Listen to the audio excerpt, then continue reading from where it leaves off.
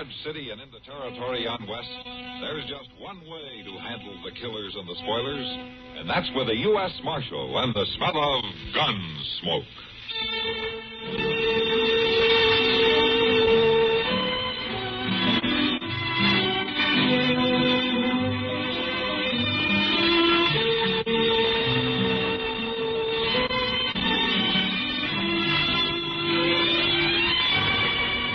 Gunsmoke, starring William Conrad. The story of the violence that moved west with young America. And the story of a man who moved with it. I'm that man. Matt Dillon, United States Marshal.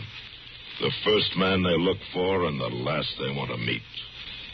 It's a chancy job, and it makes a man watchful. And a little lonely.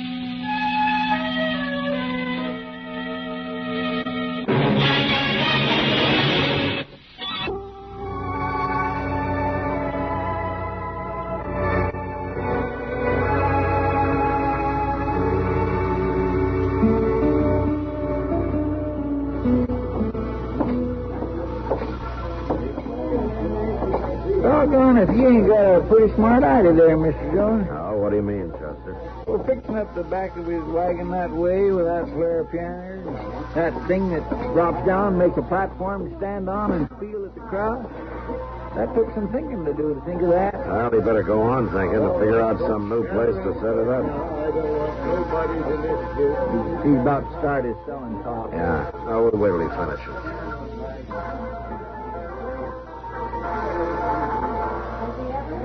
Like that music, did you?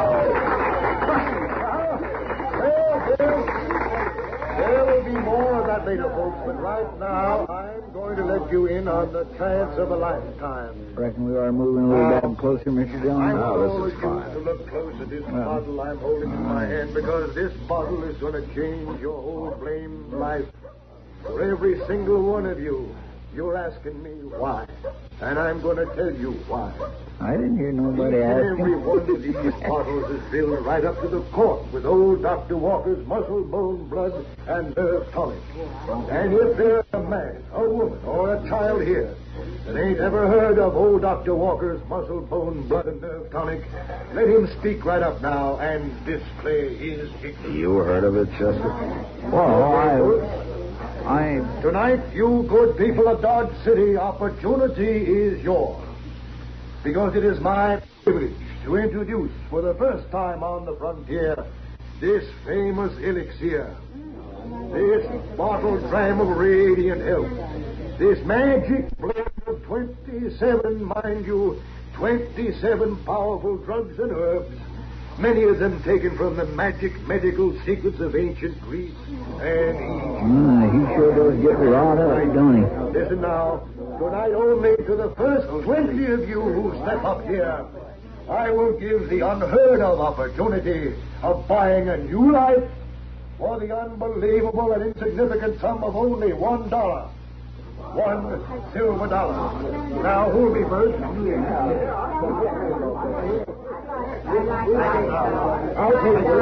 You going to tell him now, Mr. Jones? No, wait till he finishes with his customers here. Well, Mr. Jones? Yeah. Could I borrow $1 to pay them?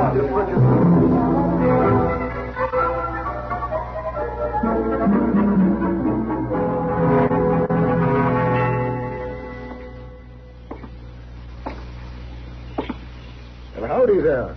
Just a minute, sir. I have to get you a bottle out of the wagon. No, I'm not a customer. My name's Dillon, Matt Dillon. I'm a U.S. Marshal here in Dodge.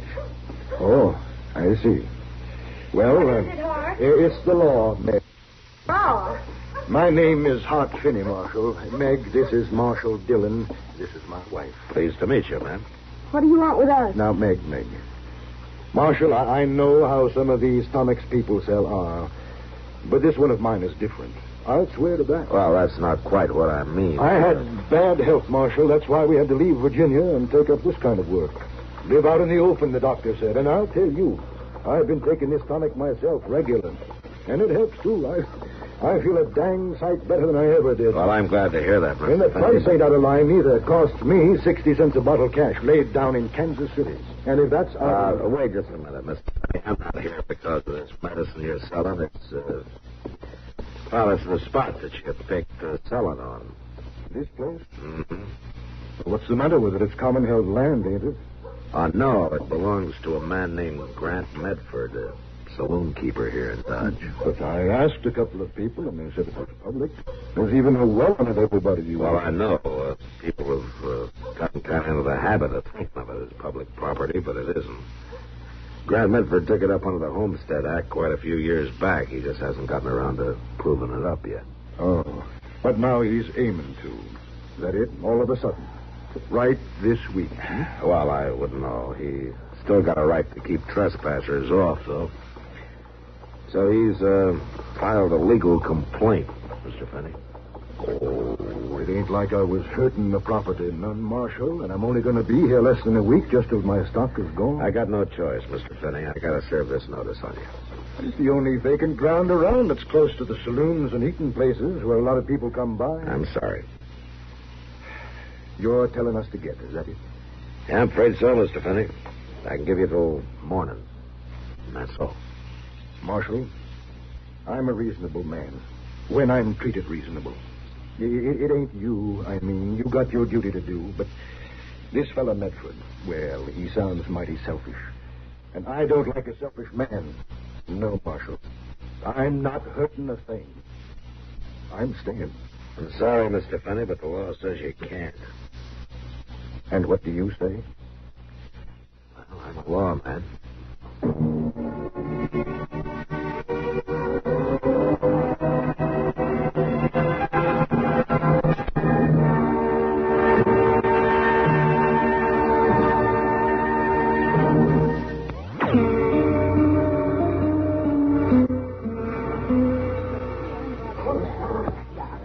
Let me have a refill of that rye whiskey there, Kitty. This one? Yeah. Why don't you just set it here on the bar? Sure. Why not? Go ahead. Pour it yourself, Mr. Medford. Well, I got to see what my competitors are serving, don't I? Evening, Kitty. How are you, Matt? Well, good evening, Marshal. Have a drink? Not right now. Thanks, Medford. Did you get rid of them trespassers for me? They'll be leaving in the morning. In the morning? Why didn't you boot them out tonight? That won't hurt anything to let them stay till morning. Of course, I might be persuaded to let that woman of his stay around as long as she wants. She's a mighty good looker. Look, Medford, this man Finney seems to be pretty decent and honest. He's heading out for Kansas City as soon as he gets rid of his stock. It wouldn't hurt you any to let him stay out the week, would it? Well, now, I reckon you did see that woman all right. Sweet talk you, did she? That's enough, Medford. Marshal, I signed a trespassing complaint. Ain't that right? Yeah, you did. Well, then, why don't you just go serve it? You're always talking so all-fired holy about upholding the law. It's been served, Medford, and I'm just trying to give you a chance to do something for somebody for once in your life. You get them two out of there, Marshal. If you ain't man enough, then me and the boys will come around and do it for you. You and your boys poke your noses into my business, and I'll knock your heads together. Is that clear? I have nothing more to say to you. Wait a minute, Mr. Medford. You owe me $1 for those drinks. $1? Well, at my place, you can get 4 drinks for $1. Sure, but we buy our liquor. We don't make it in the back room. Nah.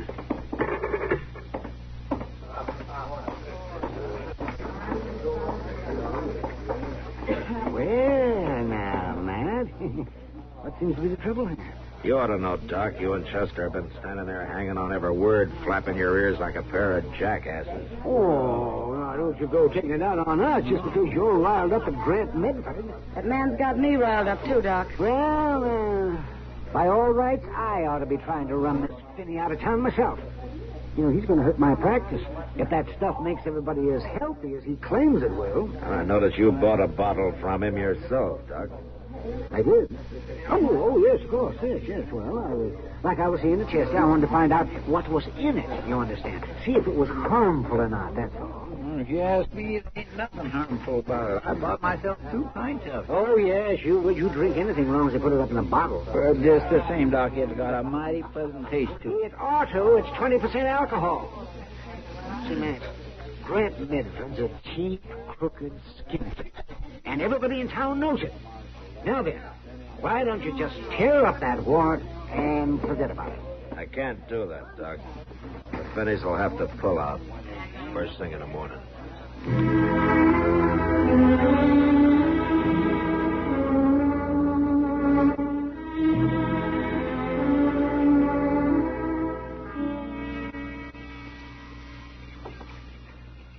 I don't know where he is. And I ain't lying to you, Marshal. I didn't say you were, Miss Finney. I tell you if I knowed, but I just don't know. At least not exactly. Well, he must have told you something before he left, didn't he? Well, sure he did. Just like I said. You're to wait here till he gets back. Now, he knew the 2 of you were to be off this property the first thing this morning. Oh, he knowed it, all right. He'll be here. Any minute now, Marshal. Miss Finney, how do you know he'll be here if you don't even know where he went? I didn't say that. I said I didn't know where he was right this minute. Then tell me where he went. I can't tell you, Marshal. Hart said not to. Well, he said he'd explain you all about it himself. And anything Hart says me to do, I do. Look, ma'am, I know loyalty is a fine thing, but I served an eviction notice on you 2 last night, and you've got to abide by it. Your feelings are, well, mine either. Don't enter into it. It's all right, Marshal. It's all right. She was only doing what she was told to. Right to bed, Fanny. Over to see that judge of yours, what's his name? Judge Ben. Yeah, that's it, Ben. He's a mighty fine man. Open-minded and fair. Knows the law, too. Well, he gave me a paper here, Marshal. I reckon maybe you ought to take a look at it. Uh-huh. Kind of think something like this ought to hold up. Provided, of course, you're a mind to enforce the law the same for out-of-towners as you do for Dodge City folks. The man's right. He's right, Mr. Finney, no matter where he comes from. Then you will back up this here piece of paper? Well, it might take some doing. Grant Medford's a hard man, and he's got some mighty tough boys working for him. Marshal, maybe the law here can't be bought out. But could it maybe get scared out? Why don't you just wait, Mr. Finney, and you'll see.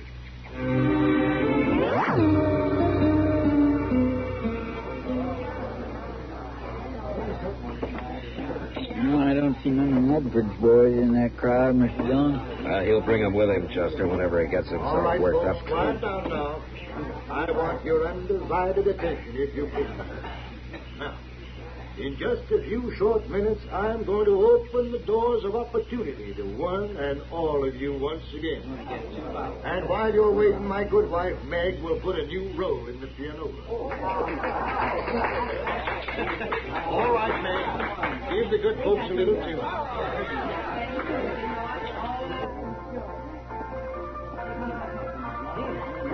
Hello, Matt. Chester? Hi, Doc. You brought yourself a little extra help. Grant Medford will have 8 or 10 men with him. I told him the same thing. You're almost right, Doc. He's got 9 men with him. Huh? What are you trying to say? Yes, by God. There they come. Marshal. He's coming down the street there. I figured I'd better strap my gun on and come down here and help you. Now, you can unstrap it, Mr. Finney, and get back over to that wagon and run your show. I ain't never asked another man to fight my battles yet, Marshal. In this case, it's the law fighting them. Go on now. You get into this with a gun in your belt, it's the same as asking for a shooting, so you stay out of it. All right, Marshal. Come on, Chester. We'll walk out to the street and meet him. Yes, sir. Matt. You stay out of it, too, Doc. I will in a pig's eye. Old Medford looks mighty upset, Mr. Dillon. Yeah, well, I imagine he is. He's had all day to get that way. What's the meaning of this, Marshal? All right, that's far enough, you men. How come you ain't enforced that warrant, Marshal? How come you didn't kick these trespassers off my property? I'm afraid it'd be against the law, Medford. Against the law? It turns out it's not your property after all. What are you talking about? The fact that Hart Finney and Judge Bent put their heads together this morning and came up with a writ of injunction. Here, you can take a look at it if you want. Seems this ground's public domain. What kind of finagling you trying to pull off? I took up this land 8 years ago. That's right, Medford. But you didn't build on it and you didn't prove it up. And according to Judge Bent, unimproved land that's left open to public use without protest for 5 years or more reverts to public domain. Judge Bent's out of his mind. That well over there has been used by everybody in town for the last 6 years. And Judge Bent figures that's plenty of public use to wipe out your claim to the title. You hear that, boy? Shyster Carnival Barker turns out to be a squatter. A low-down land grabber. Now, wait a minute, Medford. Finney hasn't grabbed anything. Now he's got the law stringing along with him. Bought it, maybe. Or perhaps he got that pretty-faced wife of his to sweet-talk the mark. Now, I warned you about that once, Medford. All right, come on, get up. You're not hurt that bad. Sure, Marshal. I talk big, too. I was a gunslinger, talking to a businessman I knew couldn't begin to outdraw me. Uh-huh. You got some kind of suggestion you want to make? Sure. Sure, you take off that gun. I'll break you in two. Chester. Chester? First one of Medford's men that makes a move, blow a hole in him with that shotgun. Yes, sir, Mr. Dillon. Here, Doc. Hold my gun belt with you. I sure will, man. All right, Mr. Medford. Start breaking. I'm ready. I've been waiting for a chance like this. Watch out for his spurs, man. That's it. Good. You ain't broken anybody in with a handful of your own.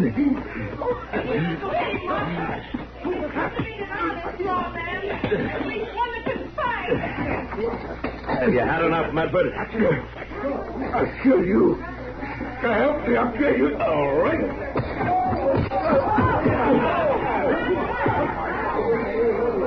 All right. All right. You men who work for him. Any of you want to take up where he left off? Then pack him down the street and soak him in that horse trough. He can't lie here all night.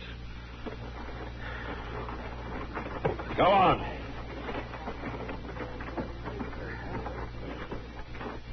We're both mighty grateful to you, Marshal. Oh, forget it, Mr. Finney. It would happen sooner or later, even if you hadn't been here. He's had it come for a long time. He certainly has, Matt, and you gave it to him. Good. You know, Mr. Finney, you better grab onto this crowd and sell them some tonic before they start drifting away. My golly, you're right. Thanks again, Marshal. All right, folks. Gather in close now. Here's the big chance you've all been waiting for. Move up, please. Move up just a little closer. Well, looks like Dodge has got itself a new municipal park, doesn't it? Yeah. That's right, folks. Looks like we're going to be civilized around here before you know it, Mr. Jones. We sure are, Chester. Excuse me, boys. I got to get me some more of that stuff. You're still testing it, Doc? Well, of course. What else would I be doing? Hey, tell me something, will you? Tell you what. You sure that stuff's only 20% alcohol?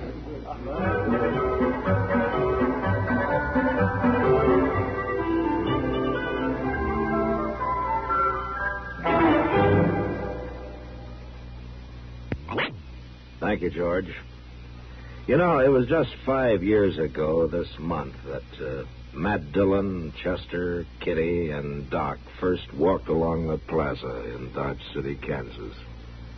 And there's one very good reason why you still find them living there in that wild camp at the edge of the high plains. CBS Radio's listeners seem to want it that way. It's our feeling that perhaps no period in American history has given birth to so many giants, legendary or historical, as those fabulous frontier years. We like to think that Gunsmoke has had a part in portraying it. We've tried for as much truth as good drama will allow and as research will furnish. And we like to think also that radio brings you the full flavor of this Old West. Matt Dillon's little asides to Chester Proudfoot can conjure up vivid pictures of, the Kansas plains, the sod huts, the great herds of Texas cattle, the heat, the mud, the buffalo skinners, and the lonely ranging bands of Indians, all of which have long since vanished from the American scene. So, on this, our 5th anniversary, may we sincerely thank you for your interest, which, after all, made the whole thing possible. Gunsmoke, produced and directed by Norman Macdonald, stars William Conrad as Matt Dillon, U.S. Marshal. The story was specially written for Gunsmoke by Les Crutchfield, with editorial supervision by John Meston. The Gunsmoke theme was composed by Rex Corey. Sound patterns by Tom Hanley and Bill James. Featured in the cast were John Daner, Vic Perrin, and Virginia Gregg. Harley Bear is Chester, Howard McNear is Doc, and Georgia Ellis is Kitty. William Conrad, co-starring with Academy Award winner Anthony Quinn, may soon be seen in his own production of The Ride Back for the Associates and Aldrich, a United Artists release. Join us again next week for another story on Gunsmoke.